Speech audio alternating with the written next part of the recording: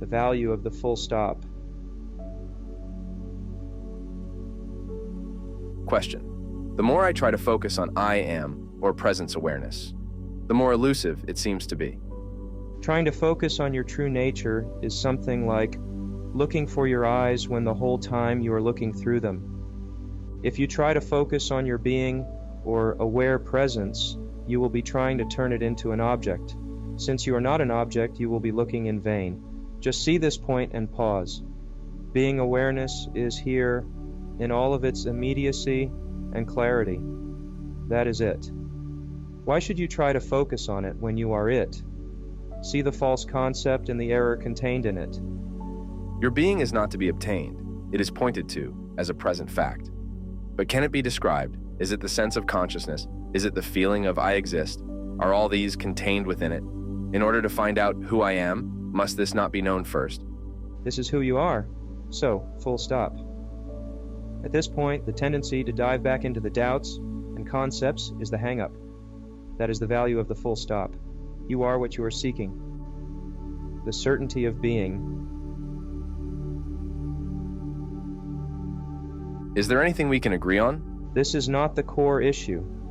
It is about getting to the root of who and what we are, of clarifying this. Why? So that life is not being filtered through a network of unexamined beliefs and assumptions about our identity. At a very practical level of experience, it is not particularly fruitful to live a life without having some sense of who we are. Any other issues are largely irrelevant and missing the task at hand. All sense of limitation, doubt, suffering, worry, fear, and so on ultimately arises out of a wrong or unexamined view of ourselves. The spiritual jargon often becomes just another network of beliefs to embellish the unexamined sense of identity. What is your identity? The certainty of being. Nobody can deny this. Exactly. Very clearly seen. In fact, there is nothing so intuitive and certain as I am. Even to doubt, you must be present to doubt. You know you are. Your own being is not in doubt. Start right there. The key is to have a clear sense of this being, your own existence, without identifying this with any concept. One thing you can verify right off is that your being is not a concept. That is why this has nothing to do with concepts, even spiritual concepts.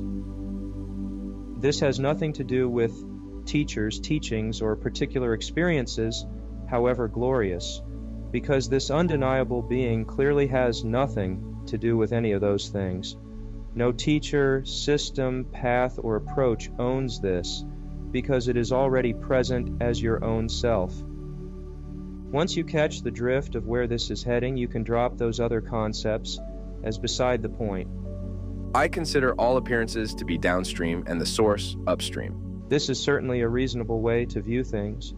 You eventually also see that the appearances do not exist as independent things apart from the source. But to get rolling, it can be very helpful to be clear about the source. The other aspects all flow naturally from this. We all meet at the junction called certainty of being. It depends on what you mean. At the level of being itself, there are no separate appearances. In other words, at the source itself, there is no I or you. They come in only in the downstream appearance of things and are generated by the conceptual mind. If you are saying that at the level of being itself, we all meet in and as that oneness or source, I would agree.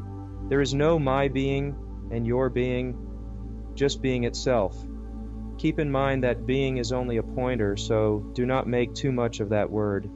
Call it anything, but that refers to your own natural existence, which shines before, during, and after any concept or experience.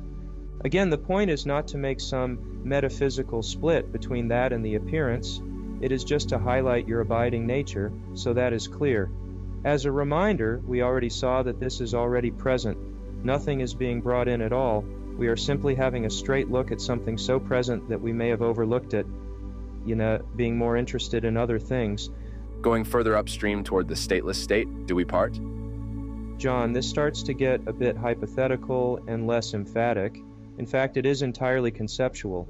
There is no going further in non-conceptual being. Who? Where? See that the question essentially returns to the conceptual level and introduces distinctions, separation, and doubt. See something very key here. The being is doubtless. The conceptual overlay brings in the sense of separation and doubt. This is why the answer is not in the conceptual mind, but pause the mind and the answer is ever, here, in all of its immediacy and clarity, the doubtless fact of your own being. That is not an inert void or vacuum at all. One of the ancient Zen masters called it this pure mind, the source of everything. The beauty of it is, this is what you are. It cannot be grasped in a concept because it is not a thing to be grasped or understood by the mind. Still, your existence is undeniable and cannot be doubted. That is why it is called immediate or non-conceptual knowledge or experience. Does disagreement start up again once beyond the common junction of certainty of being? Yes, but only by returning to the conceptual level, as I mentioned.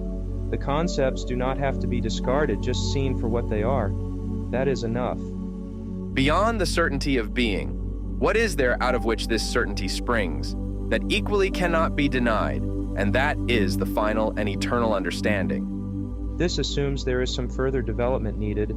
Try a full stop here and linger a while. Realize that anywhere you move just goes back into a concept. Non-conceptual reality is where the buck stops. You can try another spin in the mind for a lark, but see if it gets you anything more than being what you already are.